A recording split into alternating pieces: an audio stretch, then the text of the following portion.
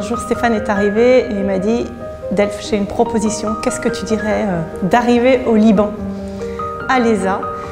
Et c'est là que Stéphane a commencé sa carrière de Libanais en 2002. Stéphane, je reste persuadée que c'était un grand homme. Il était amoureux de ce campus.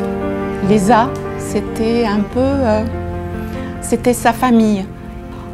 Il dirigeait, il disait « je suis le capitaine de ce bateau ». Il comparait l'ESA à un bateau. Stéphane, on pourrait en parler des heures. Il était curieux de tout. Bonjour Stéphane. Bonjour Yvan. Stéphane était un homme d'exception, un leader charismatique et combatif. À ses côtés, pendant près de 10 ans, nous avons partagé sa vision, ses valeurs et son amour pour le Liban et pour l'ESA. كثير محبوب لأنه كان يحترم العالم كلها، ما هيدي الصفة القوية اللي عنده إياها، إنه الريسبي للعالم كلها، يعني بمجرد ما تشوف أنت شخص عم يتسمع لك، عم يحترمك الماكسيموم، بتتعلق فيه ديريكت، وهيدا الشيء اللي بيعلقك بشخصيته. كان كثير c'était quelqu'un de vraiment droit. Il avait confiance. Son principal atout, c'est ça. Si je devais lui dire quelque chose, je lui dirais merci pour tout. Parce qu'il n'y a pas eu un moment que je regrette.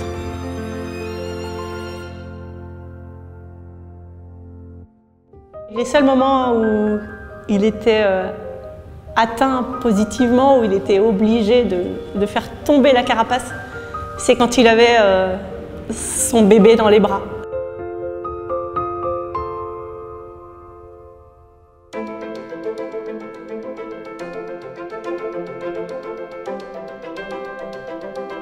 Stéphane Adali, un homme d'exception, un homme généreux, brillant. Cet homme a fait énormément en amitié franco-libanaise. C'était un ami. Et je pense qu'aujourd'hui, c'est nous, ses amis, ses proches, ses collaborateurs, nous devons les continuer, ces projets. Et je suis sûre que Stéphane, où il est aujourd'hui, dans une autre vie, je suis sûre qu'il a déjà entamé, tel que je le connais, de nouveaux projets. Et je suis certaine qu'il court toujours après le temps.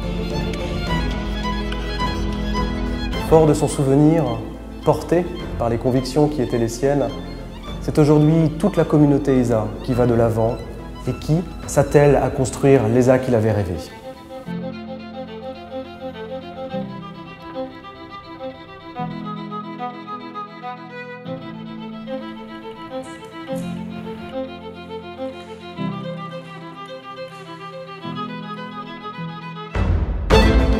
Les Libanais ont le sens de l'entrepreneuriat dans le sang, je dirais.